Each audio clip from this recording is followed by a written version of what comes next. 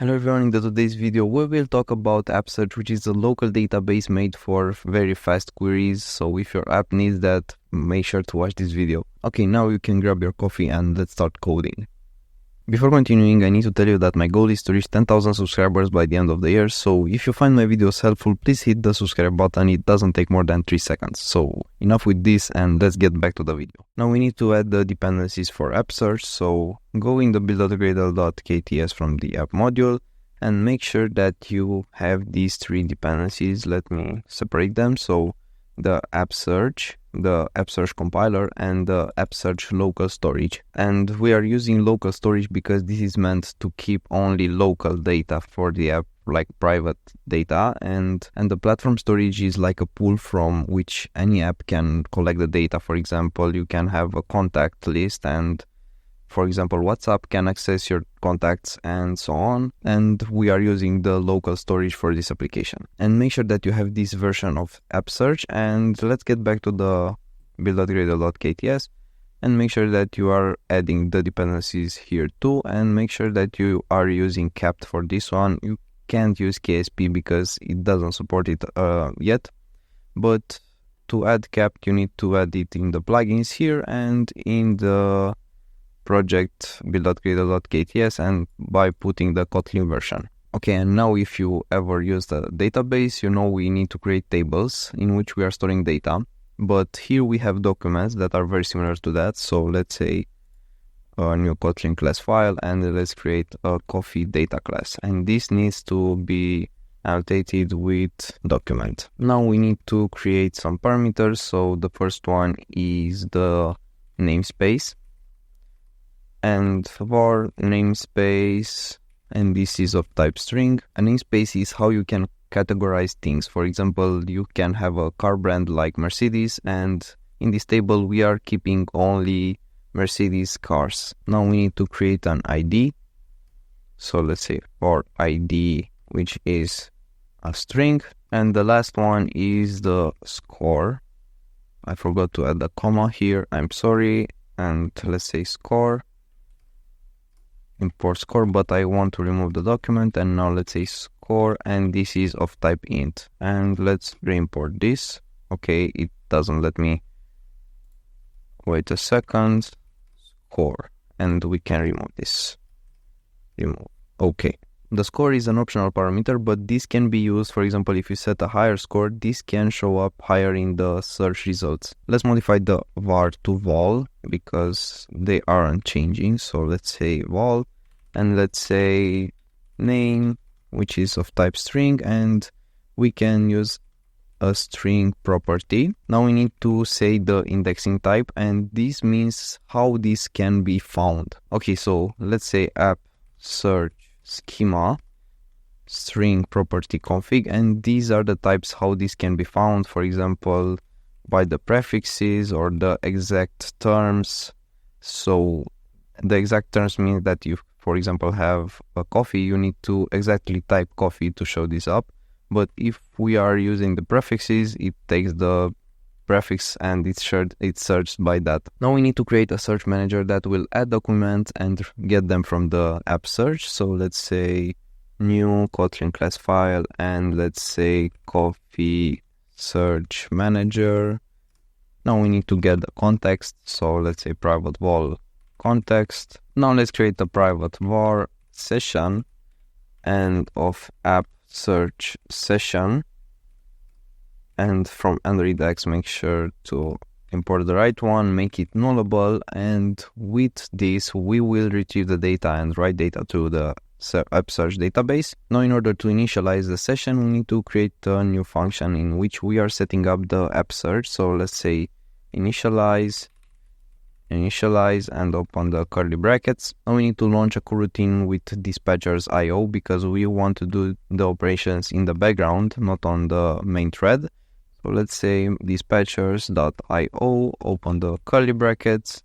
Now we need to get a search session. For that, let's say search session is equal to local storage dot create search session async.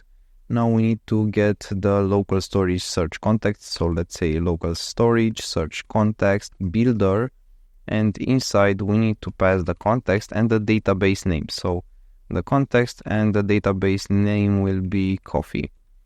And now we need to say .build. Let's put this on the same line. Now we need to set the schema of the database. So let's say schema is equal to set schema request .builder. And now we need to say add document classes. And now we need to pass the coffee class.java. And now let's say .build. Now we need to assign the session. So let's say session is equal to search session.get, and we retrieve the session. And now let's also set the schema. So let's say session set schema async schema. And now we are done with the initialize function. Now we need to create a function that will enable us to add some data to this database. So let's say suspend fun and add coffee list, pass a coffee list, and let's return a boolean. Now let's launch the coroutine context. So let's say with context dispatchers.io, open the curly brackets, and now let's create the request. Let's name this put request, and let's say put documents request .builder, add the documents, and pass the coffee list and .build. Now we need to say the session put async, and with this we are passing the put request. Now we can say get and check if it's successful and return by default true, and let's also add the return here. Now let's make the function that will search for the coffee. So let's say suspend fun, search coffee, and pass a query as a string and return a list of coffee. Now let's say return with context dispatchers.io, open the curly brackets, and now we will create the search spec and perform the search. So let's say search spec is equal to search spec.builder.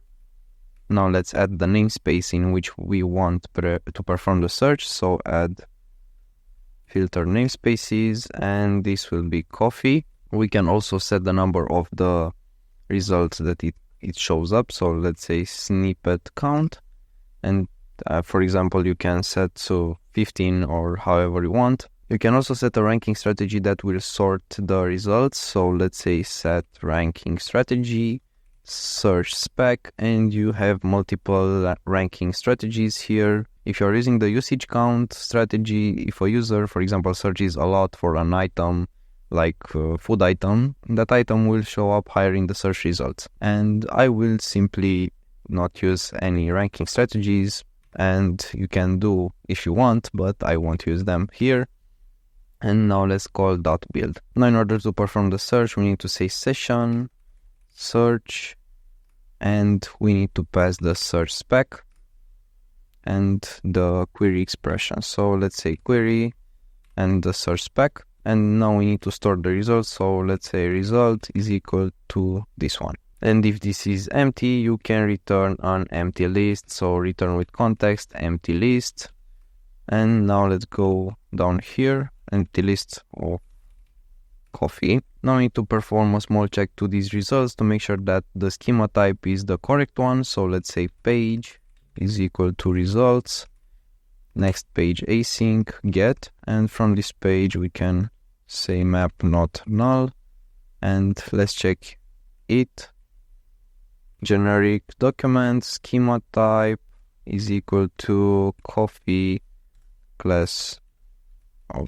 Open the curly brackets here and remove this one, and let's add the simple name here, else return null, and here we need to say it.getDocument and pass the type, so coffee class.java. And the last thing we need to do in this manager is to close the session. So let's make this function close session, and we need to clear the session and make this null is null.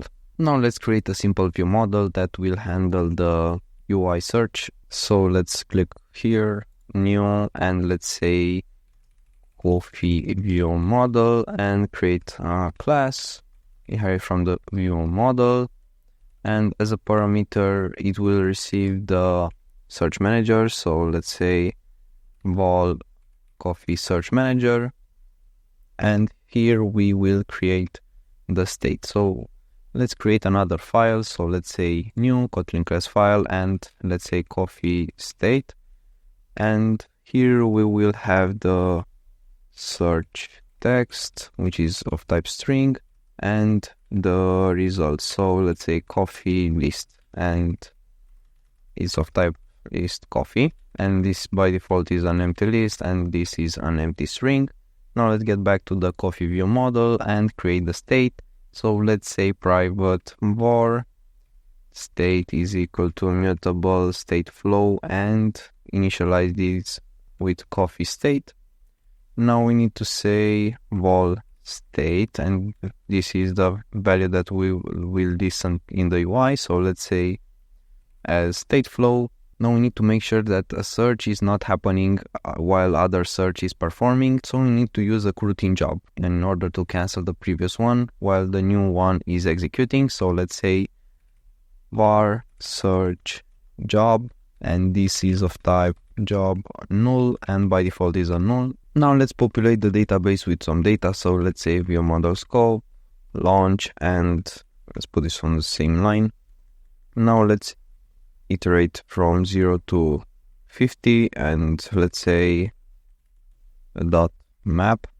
And now let's create coffee objects. So let's say coffee, close the parentheses. Then now let's store them in the coffee list is equal to that.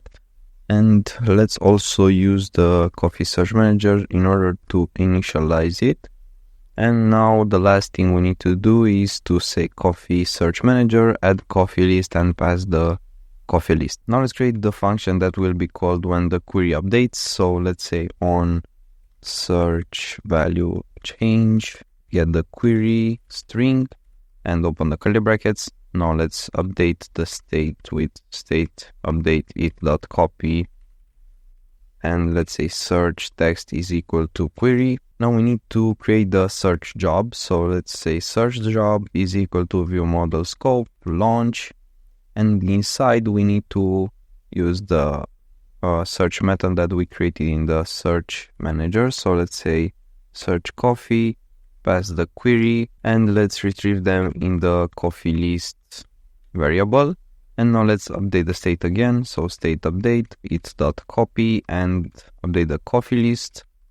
And if you want to let the user write some letters, for example, cough, and after that to perform the search, this is called the debounce effect. And we can achieve this by simply adding a delay for 500 milliseconds, for example.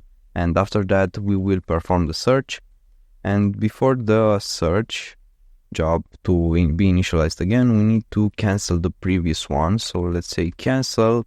And by doing that, as I said earlier, we cancel the previous job to not perform any other jobs on top of it. And if you remember, we also had the close session function. So we need to say override on cleared. And before the on cleared, we need to call the coffee search manager and call the close session. Now let's create the view model. So view model is equal to coffee view model, and now let's simply say coffee search manager, and pass this as a context. Now let's get the state by simply saying by view model state, collect a state with lifecycle, and import the required things. And now we can create a simple lazy column, and at the top we will have a text field. So let's say text field, and the value is state.search text. On value change is the view model on search value change.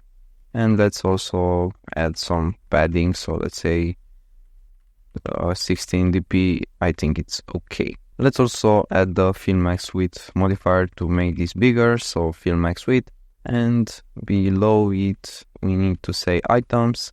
And now we can say state dot coffee list, open the curly brackets, and let's also have a key here because we don't want the items to recompose. So let's pass the ID as a key. Now let's create a list item, and we will only use the headline content and let's say text, and the text is the let me get the coffee dot name. Okay, so now let's perform a search. For example, coffee. Okay, let's search for 9, and you can see I retrieved the coffee 9. And let's make a small animation. So let's say modifier animate item, and let's rerun, and let's say 9, and let's say now coffee 43, and it looks more natural like that. So that's it, and if you found this video helpful, make sure to hit the like button and subscribe for more videos like this, and see you in the next video.